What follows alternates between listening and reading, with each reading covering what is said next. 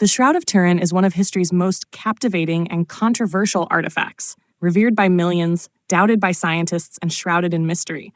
Believed by many to be the burial cloth of Jesus Christ, this linen relic bears the faint image of a crucified man and has been the center of global fascination for centuries. Whether divine miracle or clever forgery, the shroud continues to spark debate among theologians, historians, and skeptics alike. The shroud first came into public view in France in the 1350s, when it was displayed by the House of Charny in Liry. Even then, it stirred controversy, with some church officials calling it a fake.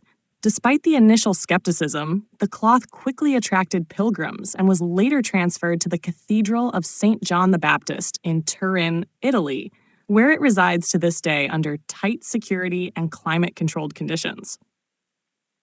What makes the shroud so enigmatic is the ghostly image imprinted on the fabric. It shows both the front and back of a man who appears to have suffered wounds consistent with crucifixion, pierced wrists and feet, scourge marks, and blood trails that align with a crown of thorns. The image is not painted or dyed, and there are no visible brushstrokes, leading many to ask, how was it created? Scientific interest exploded in the 20th century. In 1978, the Shroud of Turin Research Project, STURP, conducted one of the most extensive examinations using infrared, ultraviolet, and X-ray fluorescence analysis. Their conclusion?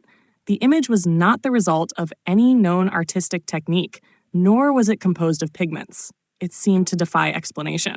Then came the carbon dating bombshell in 1988. Labs in Oxford, Zurich, and Arizona dated the linen to somewhere between 1260 and 1390 AD, squarely within the medieval era. For many, this was conclusive proof of a forgery, but critics pointed out that the samples used may have come from a repaired section of the cloth, not the original linen. Others argued that environmental contamination or microbial growth may have skewed the results. Further complicating the mystery are the forensic and anatomical details present in the image. Blood stain analysis, 3D imaging, and digital enhancements reveal startling accuracy in the depiction of wounds and body position. So much so that medical experts say it would be nearly impossible for a 14th century forger to replicate without access to modern anatomy knowledge. Some researchers suggest the image could have been formed by a burst of radiant energy, what believers call a miraculous resurrection event. Others propose naturalistic theories, including chemical reactions or even unknown photographic techniques long before photography existed.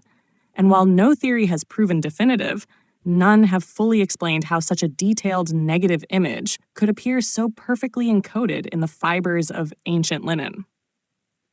The Catholic Church has taken a cautious stance.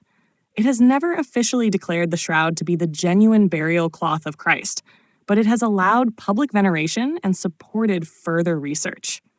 Popes from John Paul II to Francis have referred to the shroud as a mirror of the gospel, not confirming its authenticity, but acknowledging its spiritual significance.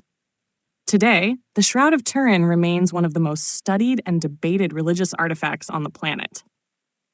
Whether it's a medieval masterpiece, a scientific anomaly, or a true relic of the resurrection, it forces believers and skeptics alike to confront the limits of both faith and science.